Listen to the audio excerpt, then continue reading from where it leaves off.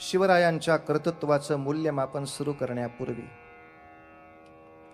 आधी आक्रमणाचं मूल्यमापन पूर्ण करू, मग कर्तृत्वाकडे जाऊ. कारण आतापर्यंत भारतवर्षामध्ये ज्या ज्या म्हणून स्वाऱ्या झाल्या त्या स्वाऱ्या परतवून लावण्यासाठी प्रत्येक वेळेला भारतीय वीरांनी जो काही अट्टहास केला, पण या सर्वांपेक्षा शिवरायांचं महत्त्व वेगळं ठरतं. याचं कारण सांगतो. अगदी भारताचा प्राप्त इतिहास जो आहे, माहितीतला जो प्राप्त इतिहास आहे, तो साधारणतः सिकंदराच्या स्वारीपासून सुरू होतो. अलेक्झांडरच्या स्वारीपासून भारताला बचाव करणारे चाणक्य चंद्रगुप्त, त्याच्यानंतर शकांची, हुणांची, कुशाणांची जी जी काही अनेक आक्रमणं झाली त्याला थोपवणारे कोणी यशोधर्मा, कोणी विक्रमादित्य, या सर्वांच्या कर्तृत्वाला तितकाच मोठा नमस्कार करताना एक लक्षात ठेवायला हवं की आतापर्यंतचं आक्रमण हे बहुतांशी राजकीय आक्रमण, सत्ता मिळवण्यासाठी झालेलं आक्रमण, राज्य मिळवण्यापुरतं झालेलं आक्रमण. त्यामुळे फारशी धर्मामध्ये ढवळाढवळ कोणी कोणाच्या केली नाही. कोणाच्या धार्मिक आचार विचारांवर फारशी कुठेही गदा आली नाही.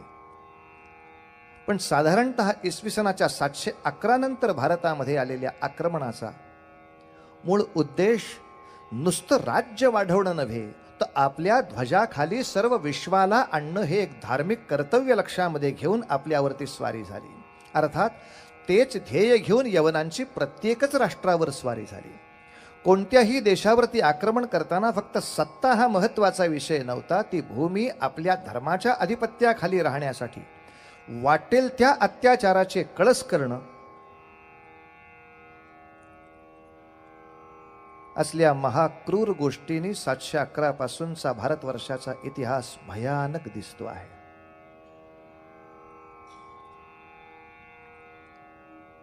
पण भारतीयांचं आणखीन एक दुर्दैव असं की या आक्रमणाने का कोणास ठाऊक पण शहाणं होणं आम्हाला जमलं नाही, हाही आमचा आजार लक्षात घ्यायला हरकत नाही.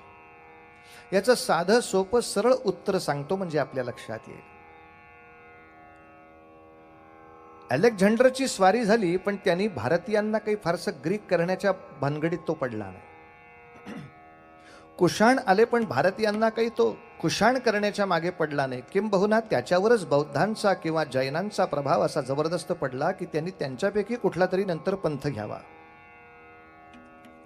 परिणामतः पुढच्या कालखंडामध्ये मोहम्मद बिन कासिमची जी 711 भारतावर पहिली प्रचंड मोठी सिंधच्या बाजूने स्वारी झाली, याच्यानंतर पहिला बाटवा बाटवीचा जो हैदोस उसळला.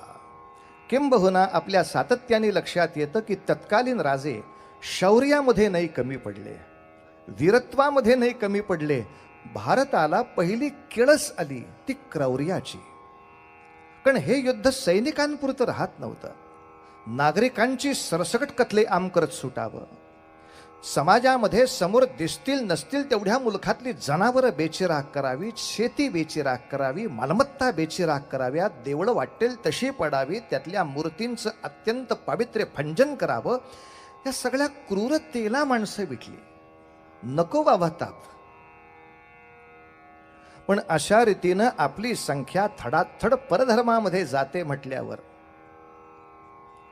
किमान तत्कालीन धर्माचार्यांनी पटकन एकत्र येऊन जर एक निर्णय केला असता की अशा रीतीनं आपली संख्या भरा निघून जाणं याच्यात आपली फार मोठी हानी आहे,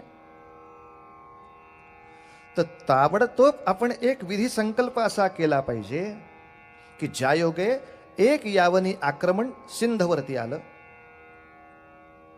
दाहिर राजांनी त्याला मुतोड जबाब दिला, सिंधमधलं आक्रमण निघून गेलं. पण अर्थातच प्रचंड मोठी लोकसंख्या यवन झाली, ती तशीच राहिली, ती नाही परत हिंदू झालेली.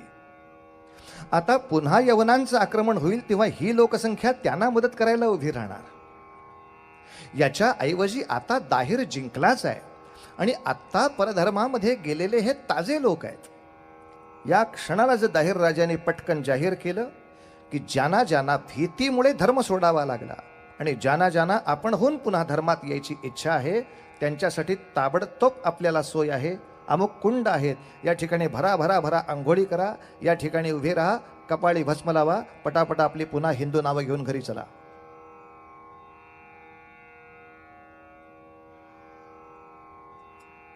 हिंदूंची दारं जाणाऱ्यांसाठी उघडी राहिली आणि यवनांची संख्या भारतामध्ये कायम राखायला मदत दुर्दैवाने हिंदूंनीच जास्त केली. यवनाच्या तावडीमध्ये सापडलेले अनेक हिंदू हिकमतीनं सुटून परत यायचा प्रयत्न करत होते, पण आमच्याच घरच्यांनी नंतर ती दारं लावून टाकली, आता येऊच नका. परिणामतः धर्मशास्त्र्यांनी नाकारलं, समाजाने नाकारलं, असा नाकारलेला मनुष्य जास्त कडक होतो, जास्त द्वेष्टा होतो. आणि असं लक्षात आलं तर आपल्याला दिसेल की 700 सालापासून 800 साल 900 साल इथपर्यंत स्वाऱ्या येत राहिल्या, आपण तोंड देत राहिलो, पण 1100 सालामध्ये खुरीची स्वारी झाली, ती निर्णायक झाली. ज्या स्वारीमध्ये दिल्लीच्या सिंहासनावर पहिल्यांदा मुघलांचा पाय लागला, तो नंतर मग जवळजवळ 1000-1500 वर्ष पुसता नाही आला. पण घोरी तरी कोण? आश्चर्य वाटेल आपल्याला ऐकून, घुरी ही संपूर्ण जमात हिंदूंची होती, जी दुर्दैवाने तलवारीच्या जोरावर बाटवली गेली, ती आम्ही परत घेतली नाही म्हणून जास्त कडवी झाली होती.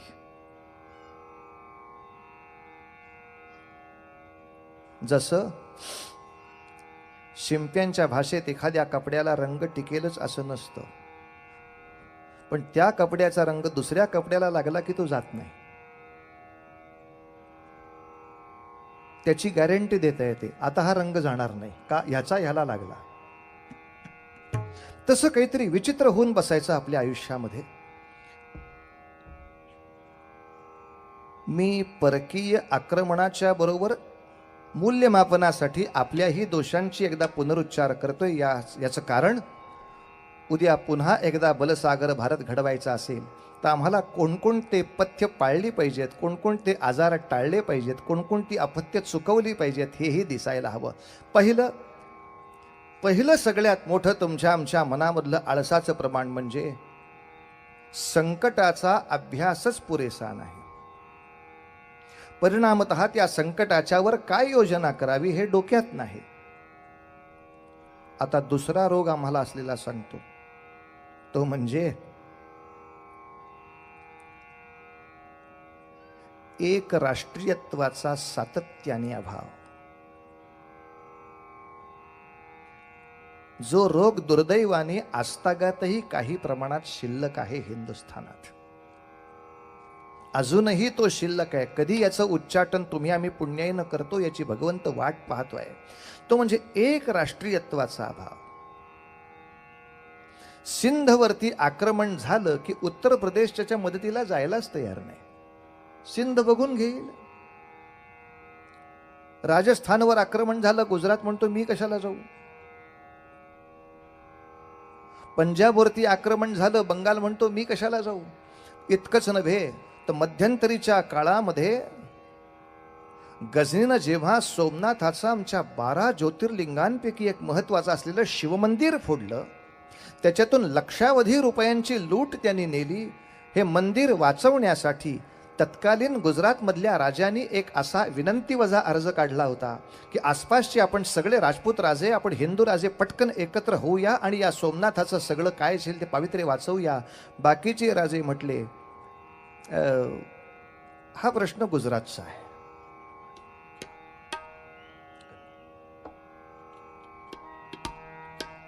पण सोरटी सोमनाथावरती झालेलं आक्रमण हे हिंदूंच्या 12 ज्योतिर्लिंगांपैकी झालंय. मग भले माझा गुजरातचा प्रेमसंबंध असो नसो, सोमनाथासाठी आपण सगळे एकत्र जाऊ. हा एक राष्ट्रीयत्वाचा सातत्याने अभाव. सातत्याने पृथ्वीराजाचं सुद्धा राज्य गेलं ते घोरीच्या पराक्रमामुळे नव्हे. घोरीच्या पराक्रमामुळे नव्हे तर इतिहास सांगतो महम्मद घोरीनं जवळजवळ 10 वेळा स्वारी केली होती दिल्लीवरती, पण पृथ्वीराजांनी त्याला असा काही जबाब दिला की महम्मदाला जागेवर उभं नाही राहता आलं. या पृथ्वीराजाच्या पराक्रमामुळे एक जयचंदाची कन्या त्याच्यावर भाळली.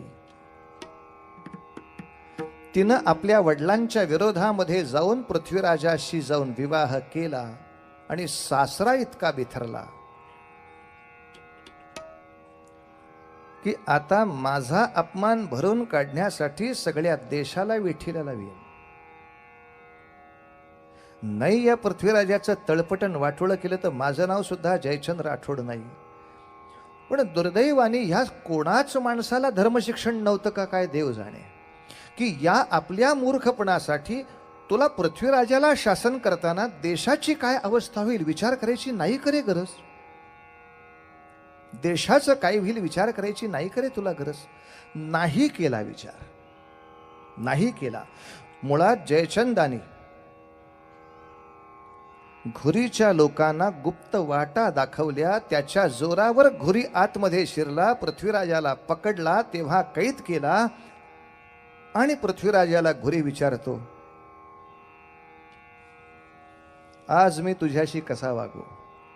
पृथ्वीराजाने सांगितलं, मी तुला 10 वेळा सोडलाय. अर्थात 10 वेळा सोडलं हा सुद्धा पृथ्वीराजाचा सद्गुण नाही म्हणता येणार, राष्ट्रद्रोहच म्हणावा लागेल. व्यक्तिगत कोणी तुमचा अपमान केला असता 3 वेळा तुम्ही सोडलात, त्याला कोणी नाही म्हटलं नसतं. पण ज्यांनी राष्ट्राची खोडी काढली अशा माणसाला स्वतःच्या औदार्याच्या टिमक्या मिरवण्यासाठी 10 वेळा सोडणं हा राष्ट्राचा द्रोह झालेला होता. ज्यांनी लक्षावधी नागरिकांच्या आयुष्याच्या कत्तली करून दाखवल्या त्याला तुम्ही फक्त उदार हात दाखवण्यासाठी सोडून देणं हा मूर्खपणा झाला होता. परिणामतः घुरीला पृथ्वीराज सांगतो, मी तुला 10 वेळा सोडलाय तर तूही मला एकदा संधी द्यायला हवीस. घुरीनं उत्तर दिलं, ही शरण आलेल्यावर दया दाखवण्याची गाढवी प्रवृत्ती तुम्ही सांभाळा, हे आम्हाला लाखलाभ होण्यासारखं काही नाही. त्याने पृथ्वीराजाला तर मारलाच, पण इतिहास असं सांगतो की जयचंद राठोड ज्यांनी ही फितुरी केली होती, ज्यांनी आपल्या जावयाच्या विरुद्ध हे मूर्खपणाचं षडयंत्र केलं होतं, त्या जयचंदाचं काय झालं. त्या जयचंदाला सुद्धा काकडी सोलल्यासारखा चांबडी सोलून त्यांनी आपल्या राजधानीच्या वेशीवर टांगून गिधाडांना खाऊ घातला. अरे जो आपल्या जावयाचं चांगलं चिंतत नाही तो माझं काही चांगलं चिंतणार आहे. पृथ्वीराज संपला, जयचंदही संपला. तिसरा भारताचा रोग, सातत्याने बेसावतपणा. उत्तरेमध्ये एवढा मोठा सत्ता पालट झाला तर किमान महाराष्ट्राने, कर्नाटकाने, आंध्राने, तमिळनाडूनी एक हिंदू राजांची पटकन फळी उभी करावी. सो जाओ आराम से. घुरी नंतरचा सगळ्यात मोठा सत्ताधीश अल्लाउद्दीन खिलजी चितोड पर्यंत येऊन उभा राहिला. अनेक सौंदर्यवती पद्मिनीसह चितेमध्ये जळून जळून जळून खाक झाल्या. आता तरी आंध्र, तमिळनाडू, महाराष्ट्र एकत्र. आराम करो शान से, आराम करो शान से. किती वेसावतपणा व्हावा की 12व्या शतकाच्या अखेरीला हा अल्लाउद्दीन महाराष्ट्रावर येऊन कोसळला, तेव्हा आम्हाला समजावं की देश पारतंत्र्यात आहे का. प्रश्न एक उभा राहतो नेहमी मनामध्ये, जरा चिंतन करा. हा प्रश्न असा की अल्लाउद्दीन खिलजी दिल्लीतून निघाला आणि देवगिरीवरती येऊन कोसळला, तो काय एका दिवसात नव्हता आला, आठवडाभर आधी तर निघाला असेल. मग आठवडाभर आधी आपला शत्रू आपल्या प्रांतावरती कोसळण्यासाठी निघालाय हे सांगायला महाराष्ट्रातल्या राज्यातले गुप्तहेर कोणीही दिल्लीला नव्हते. कोणालाही गुप्तहेर ठेवण्याची आवश्यकता वाटली नाही. या गुप्तहेरांनी वेळच्या वेळी बातम्या दिल्या नाहीत. वाईट असं वाटतं की त्या काळामध्ये तर आध्यात्मिक सिद्धी असणारी सुद्धा खूप माणसं होती की ज्यायोगे प्रत्यक्ष जाण्याची गरजच नाही, नुसते डोळे मिटून अंतर्ज्ञानाने पाहावं, बाप रे काय प्रलय चाललाय. नव्हे, हिमालयाच्या कुठल्याही कड्यावरून कुठल्या तरी साधूनी असं पुटपुटावं आणि ते विंध्यावरच्या साधूला ऐकू यावं. अशा महासिद्धी ज्या काळामध्ये भारतामध्ये पाणी भरत होत्या, अशा कोणी साधू संन्याशांनी सुद्धा पटकन येऊन सांगितलं नाही की बाबा देवगिरीवरच्या राज्य करणाऱ्या राजा नको बेसावत राहूस. अल्लाउद्दीन खिलजी 8,000ची फौज घेऊन वेड्यासारखा तुझ्या अंगावर दौड करून आलाय. नर्मदा ओलांडून खिलजी देवगिरीवर कोसळला तेव्हा कुठे तलवारी ढाली कुठे शोधायला आम्ही सुरुवात केली. आणि हे युद्ध अल्लाउद्दीनाने छेडलं तेव्हा देवगिरीचा राजा राम, त्याचा भाऊ शंकर, हा शंकर गेला होता कुठे? असं काही दिल्लीला मोठं परचक्र झालंय म्हणून हिंदूंची एकजूट करायला शिकारीला गेले होते महाराज. वन्यजीव संरक्षण कायदा हातात घेऊन शिकारीला गेले होते महाराज. इकडे अल्लाउद्दीनाने देवगिरीचा विध्वंस केला. शंकरदेव जसा आला, शंकरदेवाची आणि रामदेवाची सेना एकत्र झाली तर अल्लाउद्दीनाचं काही खरं नव्हतं. कारण हा सेनासागर 15,000च्या वर जाणार होता. अल्लाउद्दीनाकडे 8,000 माणसं होती. पण अल्लाउद्दीन मोठा शहाणा होता. त्यांनी आम्ही किती बेसावध होत याचा छान अभ्यास केला होता. आमचा एकही गुप्तहेर दिल्लीकडे नसल्यामुळे आता दिल्लीतून इथे काय येणार आहे ह्याच्यावर विश्वास कोणाचा ठेवायचा? अल्लाउद्दीन म्हणेल त्याच्यावर विश्वास ठेवायचा. आमचा माणूस आहेच कुठे वार्ताहर तिथे. त्यामुळे अल्लाउद्दीनाने येता क्षणी अफवा उठवून दिली, आता आम्ही 8,000 आलो होतो. पण दिल्लीवरनं अशाच भयानक राक्षसांची 1,00,000 फौज येते. सावधान दक्षिण देश, सावधान परत उठलात तर. आता आंध्र कर्नाटककडच्या ज्या लोकांची इच्छा होती तेही तलवारी टाकून खाली बसले. असे लाख यायचेत म्हणजे केवढ्याला पडायचं. एका बाजूला देवगिरीला शंकरदेवानी आणि रामदेवानी एकत्र येऊन संग्राम उभा केला. अल्लाउद्दीनाची फक्त 7,000 फौज लढत होती. 1,000 फौज राखीव त्यांनी बाजूला ठेवून दिली. आणि जसं युद्ध थोमस चक्रीला पेटलं त्याच्याबरोबर त्यांनी राखीव असलेली 1,000 फौज फक्त बोलवली आणि 7,000 लोकांनी ओरडायला सुरुवात केली, आली आमची 1,00,000 फौज आली. आणि केवळ अफवेच्या जोरावर युद्ध अल्लाउद्दीनाच्या हातात गेलं. आमची जिंकत असलेली वीरश्री थांबली. हातातल्या तलवारी टाकून माणसं पळत सुटली.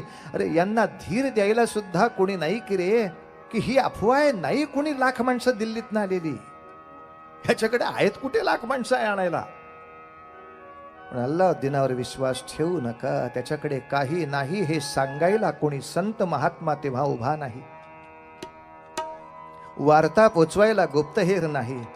परिणामतः दक्षिणेकडचं राज्य मारलं मारलं मारलं इतकं की 12व्या शतकाच्या अखेरला महाराष्ट्र आणि 13व्या शतकाच्या अखेरला कन्याकुमारीला मशीद उभी सुद्धा राहिली. इतक्या धडाक्याने आक्रमण एका देशाच्या एका टोकापासून दुसऱ्या टोकापर्यंत पोचलं महाराज. हे सगळंच काही एका पराक्रमाने नव्हतं. तुमचे आमचे बेसावतपणा सुद्धा इतके नडले की यानंतर प्रत्येक सामान्य माणसाला तर संकटाला सामोरं जावं लागलंच. पण संत महात्मे सुद्धा देवासमोर रडू लागले, देवा नको देवराया अंत आता पाहू, नको देवराया, नको देवराया, नको देवराया.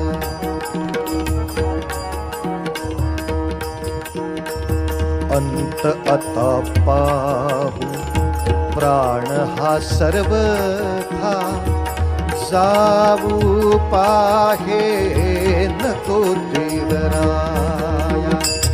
अंत आता पाहू, नको देवराया.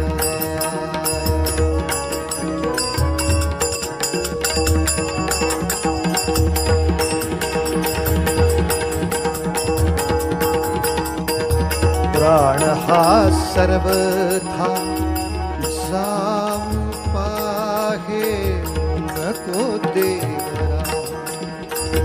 हरिणीचे पाडस व्याघ्रे धरिये रे, हरिणीचे पाडस व्याघ्रे धरिये रे. मज लागी चाहले तैसे देवा, नको देवराया. अंत आता पाहू, प्राण हा सर्वथा जाऊ पाहे नको देवरा.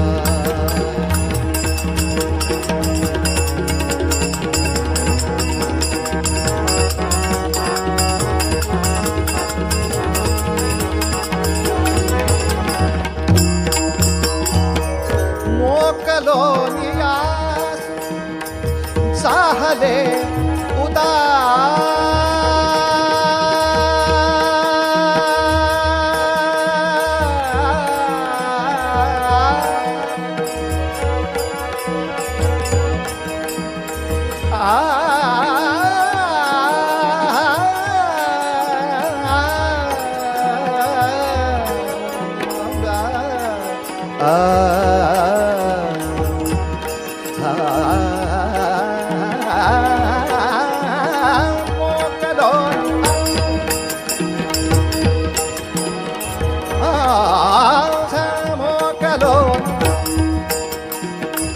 मोकलोन आसा झाले उदास घेई कान्हो पात्रेस हृदयात घेई कान्हो पात्रेस हृदयात नको देवराय. अंत अथा पाहू प्राण हा सर्वथा जाऊ पाहे नको देवराय. नको देवराय. नको देवराय. नको देवराय.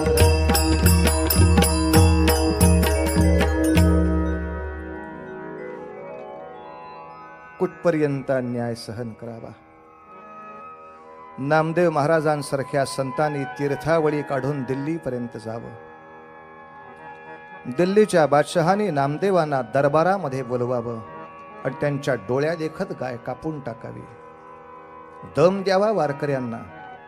किती दिवसात करता जिवंत गाईला. महाराजांनी म्हणावं 3 दिवसात करतो. 3 दिवस अन्न पाण्याविना वारकरी दिल्लीच्या दरबारात कोंडले जावेत. नामाचा टाहो फोडला जावा. ती गो माता जिवंत व्हावी. नामदेव महाराजांनी गहीवरून म्हणावं, पांडुरंगा इथवर आलास. पांडुरंगानं सांगावं, तुझ्या बरोबरच मी होतो. मला यायला 3 दिवस लागतील असं तुला वाटलं म्हणून तो 3 दिवसांनी म्हणालास. मी इथेच होतो. आणि नामदेवांच्या मनामध्ये संशयाचं काहूर असं उठलं. याचा अर्थ भगवंता, तुम्ही इथे असताना गाय कापली गेली. याचा अर्थ तुम्ही पाहत असताना हे झालं. याचा अर्थ तुम्ही माझ्या मागे उभे होतात तेव्हाच गायीच्या कमानीवर सोरा चालला. का भगवंता? कसा लोकांनी भगवंताच्या अस्तित्वावर विश्वास ठेवायचा तुम्ही असताना हे अत्याचार झाले तर? भगवंताने ही कानात सांगावं, नाम्या, अरे ईश्वराला सुद्धा प्रगट होण्यासाठी काही विशिष्ट शरीर प्रकृतीची आवश्यकता असते. देव्हारा नीट केला म्हणजे देवाला येऊन बसायला सोपं पडतं रे. असे सामर्थ्यवान देव्हारे आहेत कुठे? सगळ्या भक्तांच्या तब्येती भक्त सुदामा आणि राक्षस वास्को द गामा. कुठे भगवंतानी येऊन बसायचं? माझ्यासारखा पैलवान मावला तर पाहिजे त्याच्यात. हे भक्त कोणी निर्माण करायचे? हे भक्त कोणी निर्माण करायचे? नामदेव पंजाबामध्ये पुढे 30 वर्ष राहून हे कार्य करत राहिले. अशा पोलादी मनगटाचा भक्त मला केला पाहिजे. हा, थोडा पलीकडचा पुढचा इतिहास पाहता असं लक्षात येईल. साग ग परे ग साने पने साग परे ग साग बसानी प गपनी प गनी ग गबरे ग. भारत सगळ्या वेळ झोपलाच नाही नाही नाही नाही. थोडी जागृती दक्षिण प्रांतात आली. थोडी जागृती दक्षिण प्रांतात आली आणि 14व्या शतकाच्या अखेरला दक्षिणेमध्ये एक हिंदू साम्राज्य पुन्हा उभं राहिलं, ज्याला विजयनगरचं साम्राज्य म्हणतात. हे विजयनगरचं साम्राज्य निर्माण करणारे दोन वीरपुरुष हरिहर आणि बुक्कराय, या दोघांनी म्हणून हे साम्राज्य असं चढतं वडतं वैभवाला पोचवलं की ज्याच्यामध्ये कला विज्ञान संस्कृतीचा परमोत्कर्ष गाठला. भारतीय संस्कृतीनं अप्रतिम शिल्प झाली, अप्रतिम ग्रंथ झाले, नृत्य संगीत या सगळ्या कलांमध्ये देश प्रखर विद्या पावला. पण याचबरोबर एक कौतुक होतं, या राज्य निर्मितीमध्ये शृंगेरी पीठाचे प्रमुख शंकराचार्य विद्यारण्य स्वामी हेही सामील होते. या तलवारीला धर्माचं अधिष्ठान दिलं होतं. नशीब त्यावेळेच्या बुक्करायाचं, नाही तर एखाद्याने प्रवचन दिलं असतं, वो तो राजकारण की बात है, हम इसमें दखल नहीं देना चाहते, चला घरी. असा कुठलाही प्रकार न होता विद्यारण्य स्वामी स्वतः तिथे दटून राहिले. आणि कसे तर सर्व हिंदूंच्या अनेक उपजातींना एकत्र करण्यामध्ये ते कामरत. कारण आमच्यामधले पोटभेद काय कमी आहेत? पोट कमी, भेद खूप. एकाच शंकरांच्या भक्तामध्ये सुद्धा शैव आणि लिंगायत दोन वेगळे परत. एकाच वैष्णवांमध्ये तिर्पगंध, सरळगंध, तिर्पगंध हे 3 प्रकार वेगळे. अजून बब पोट. सगळ्या पोट पंथांना एकजुटीनं दारून आद्य शंकराचार्यांच्या बरोबरीनं विद्यारण्य स्वामींनी त्या आद्य शंकराचार्यांची गादी चालवली. कारण प्रत्येक हिंदू मनुष्य पंचायतन पूजा करतो, कुठल्या एका रूपाची नाही. शिव आहेत, विष्णू आहेत, गणपती आहे, शक्ती आहे आणि सूर्य म्हणजे स्वतःची कुलदेवता आहे. या 5ही जणांची पूजा आपली एकत्र आहे. त्यामुळं कोणीही कोणाच्या रूपाचा द्वेष करायचा नाही, कोणालाही कमी जास्त लेखायचं नाही. हे आचार्यांकडून आज्ञा आल्यावर जे प्रचंड संक्रमण झालं ते कौतुकाचं होतं. पण पुन्हा एकदा वैभव आलं की हिंदू संकट विसरला. वैभव आलं की हिंदू संकट विसरला. हरिहर आणि बुक्करायांच्या विजयनगरच्या साम्राज्याचं कौतुक कुठपर्यंत होतं? ऐकून ठेवा, कुठपर्यंत होतं. त्यांनी स्वतः कुराणाचा आदर तर केलाच, तर इतकंच नव्हे तर विजयनगरच्या आसपास असणाऱ्या मुस्लिम धर्मियांच्यासाठी अत्यंत आदराने मशीदही बांधून दिली. एक सुंदर प्रार्थनास्थळ उभं केलं. नव्हे, दरबारामध्ये ज्या विद्वत चर्चा व्हायच्या त्याच्यामध्ये ख्रिश्चनांचे पाद्री सुद्धा येऊन बसायला लागले. इतका सगळ्या धर्मांचा सन्मान विजयनगरच्या हिंदू साम्राज्यानं केला. पण एका बाजूला हा सगळा सन्मान चालू असताना महाराष्ट्रामध्ये मात्र हसन गंगू बहामनी या एका सरदाराने 5 बादशाह्या निर्माण केल्या. आदिलशाही, कुतुबशाही, इमामशाही, निजामशाही, बरीदशाही. हे 5 बादशहा महाराष्ट्राच्या, कर्नाटकाच्या, आंध्राच्या विविध भागांवरती आपलं स्वामित्व जमवून उभे राहिले. अनेकांना अशी शंका येते, यांच्या हातामध्ये जर सत्ता होत्या तर 100% हिंदू वाटून का नाही मोकळे झाले? कसे वाटवतील? गुलाम म्हणून वापरायला कोणी हवं होतं ना. त्यांना ज्या क्षणाला कळलं की या लोकांना धर्मापेक्षाही स्वतःचं मोठेपण जास्त प्रिय आहे, हे बादशहाच्या लक्षात आल्यावर ते कशाला गप्प बसतील? आम्हाला व्यक्तिगत मोठेपणा देण्याच्या भांडणामध्ये गुंतवून प्रत्येकाने आपापल्या सरदारांच्या फौजा उभा केल्या. आता आदिलशहाने निजामाशी लढायचं, निजामाने कुतुबशी लढायचं, कुतुबने इमामशी लढायचं, इमामने बेदरच्या बादशहाशी लढायचं, सगळ्या बादशहांनी एकमेकांशी लढायचं. आपापले मुलक वाढवायचे, आपापले खजिने वाढवायचे, मरायचं फक्त हिंदूंनी. कारण याही बादशहाच्या पदरी हिंदूच सैन्य, त्याही बादशहाच्या पदरी हिंदूच सैन्य. प्रत्येक सरदाराला फक्त बढतीचं आलोभन दाखवायचं, प्रत्येक सरदाराला फक्त जहागिरीचं प्रलोभन दाखवायचं. एकदा जहागिरी दिसायला लागली, बाकी सगळं देव धर्म गेला चुलीत. बाकी सगळा देव धर्म गेला चुलीत. असं काहीतरी विचित्र आपलं मानस तयार होतं, ज्याचा हा गैरफायदा घेतला जातो. विजयनगरचं एक हिंद साम्राज्य प्रचंड मोठं होतंय हे लक्षात आल्याबरोबर 5ही बादशहा एकत्र झाले. आणि 5ही बादशहाने म्हणून 15व्या शतकामध्ये तालिकोट नावाच्या रणक्षेत्रामध्ये अशी प्रचंड चढाई करून शेवटचा विजयनगरचा हिंदू राम राजा असा सटकून मारला. पुन्हा लढाईचा चुकीचा प्रकार, लढाईच्या चुकीचा प्रकार असा 5 बादशहांनी कोंडलेला रामराजा पकडला गेला. हा हरिहर बुक्करायाचा पुढचा वंशज, शेवटचा वंशज हा पकडला गेला. नभे आदिलशाही माणसाकडून त्याचं सट्टिशी मुंडकं उडवलं गेलं. राजाचं मुंडकं भाल्याला लावलं आणि ते मुंडकं हत्तीवर चढवलं. ज्या क्षणी समोरच्या 5 लाख हिंदू सैन्याने, मुद्दाम आकडा सांगतो, 1 लाखाचं घोडदळ आणि 5 लाखाचं पायदळ आहे रामदेवाकडे. पण असं असताना सुद्धा या 5 लाखांनी आपला राजा मेलेला पाहिला आणि पळायला सुरुवात केली. पुन्हा एकदा एका विचित्र भावनेचा इथे प्रादुर्भाव दिसतो. युद्ध ध्वजासाठी असतं, राजासाठी नाही. शिवरायांनी मग काय याच्यापेक्षा वेगळा महाराष्ट्र केला ते आपल्या लक्षात येईल. आतापर्यंतची सगळी युद्ध राजा मेला की सैन्य पळत होतं, राजा मेला की सैन्य पळत होतं.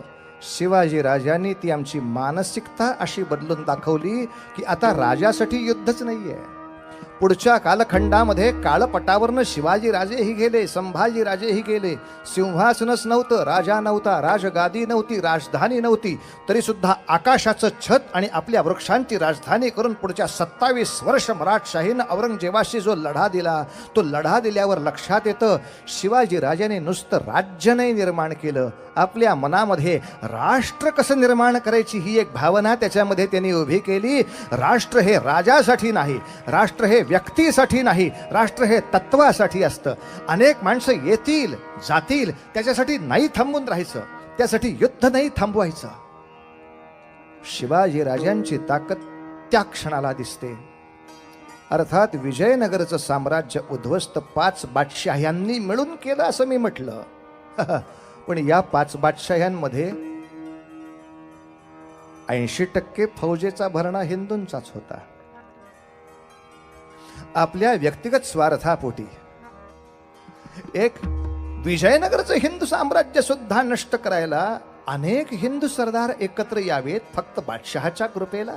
का हो आपले, का हो महाराज, याला छेद देणारा कोणीच नाही का हो उभं राहिलं? हो राहिलं ना उभं, म्हणून तर ते चरित्र इथं सुरू करावं लागतं. का?